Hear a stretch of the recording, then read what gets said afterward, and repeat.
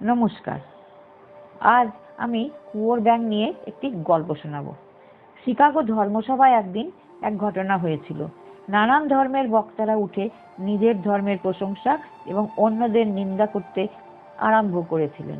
তাতে বেশ একটু কথা কাটাকাটি ও গোলমাল আরম্ভ হয়।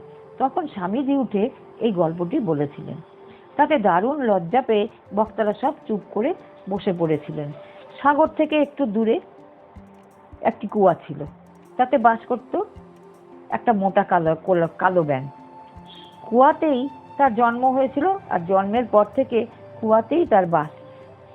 একদিনের জন্য সে কুয়োর বাইরে আসেনি।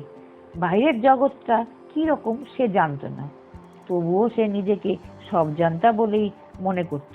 শুধু মনে করতো না, প্রাণের সহিত তা বিশ্বাস করত। কুয়োর জলের সব পোকা আর ছোট ছোট মাছ ধরে সে খেত। সে যখন লম্পজম্প করে জলের উপর সাঁতার কেটে বেড়াতো, তার হাবভাব দেখে মনে হতো সে একজন কম নয়। উপর থেকে মাঝে মাঝে সে সব পোকা মাকড় কুয়োর পড়ে যেত, সেগুলো সে ধরে খেত। একটা সাগরের ব্যাঙ একদিন সাগরের তীরে বেড়াচ্ছিল। বেড়াতে বেড়াতে সে কুয়োর কাছে এসে উপস্থিত হলো, আর হঠাৎ কুয়োর মধ্যে পড়ে গেল। কুয়োর ব্যাঙ ভাবলো বুঝি একটা বড় শিকার পেয়ে পড়েছে। লাফ দিয়ে যেমনি সে শিকারের উপরে পড়লো, দেখে ও মা, এ যে তারই মতো আর একটা ব্যাঙ। ভয়ে সে 3 হাত দূরে লাফিয়ে পড়লো। সম্মান বাঁচানোর জন্য বাইরে এইরূপ ভান করলো যেন সে সাগরের ব্যাঙকে গ্রাহ্যই করে না। জন্মের পর থেকে কুয়োর ব্যাঙ আর অন্য কোনো ব্যাঙ দেখেনি। নূতন ব্যাঙটা তার মতো কালো নয়, তার গায়ে আবার নানান রং বেরঙের দেখে কুয়োর ব্যাঙ অবাক হয়ে গেল, আর বেশ একটুখানি ভয়ও পেল। সাগরের ব্যাঙ কিন্তু চুপ করে মজা দেখতে লাগলো। সাগরের ব্যাঙকে দেখে কুয়োর ব্যাঙ মনে মনে বড় অশান্তি বোধ করতে লাগলো। খুব গভীর হয়ে মোটা গলায় সে সাগরের ব্যাঙকে জিজ্ঞেস করলো, বলি বাপু হে, তোমার আগমন হচ্ছে কোত্থেকে? আমার আগমন হচ্ছে সাগর থেকে। সাগর থেকে? সাগর আবার কি বস্তু হে? সাগর জলে জলময়, যেদিকে চাও শুধু জল আর জল। জলে জলময়? তাহলে তোমার সাগরটা কি আমার কুয়োর মতন? তুমি কি পাগল নাকি? তুমি কি করে সাগরের সাথে কুয়োর তুলনা করছো? আহা, চড়ছো কেন? তাহলে তোমার সাগর কি এত বড়?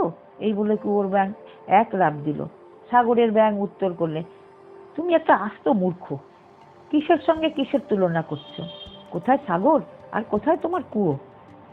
আহা, চড়ছো কেন বাপু? বলোই না তোমার সাগর তাহলে এত বড়?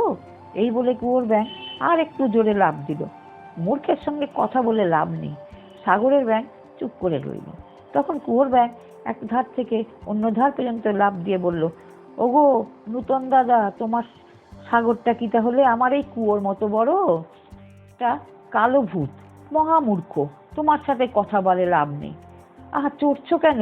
বলোই না তাহলে সাগরটা কি আমার কুয়োর মতো বড়? তুমি একটা গাধা। তোমার এই কুয়োর মতো কোটি কোটি কুয়ো একত্র করলেও সাগরের এক কোণের সমান হবে না। কি? তোমার সাগর আমার কুয়োর থেকে বড়?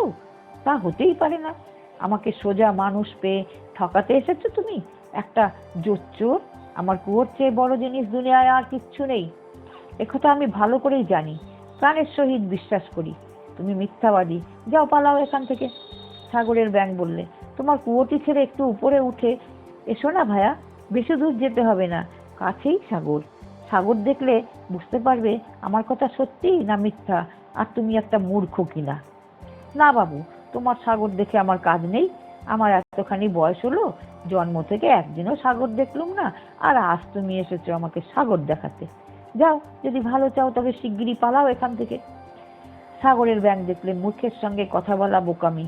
ধীরে ধীরে সে কুয়া থেকে উঠে সাগরের দিকে চলে গেল।